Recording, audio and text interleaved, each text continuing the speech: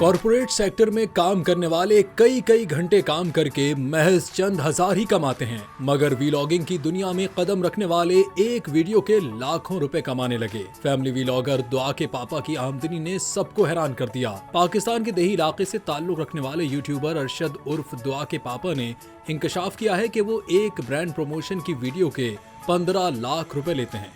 अरशद अपने बच्चों ज़ैनब, मोहम्मद और दुआ के साथ रोजमर्रा की जिंदगी पर मबनी वीलॉग्स बनाते हैं, जिनमें इस्लामी रिवायात और अहलिया के पर्दे का खास ख्याल रखा जाता है। उनका कहना है कि वो हर माह 8 से 10 ब्रांड्स के साथ काम करते हैं और सिर्फ हलाल जराए से आमदनी को तरजीह देते हैं। बाज़ औक़ात वो छोटे कारोबारों की मुफ्त मदद भी करते हैं।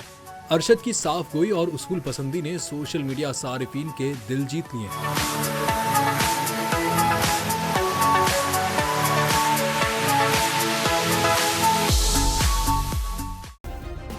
सब्सक्राइब करें और बेल दबाएं ताकि कोई खबर रह न जाए।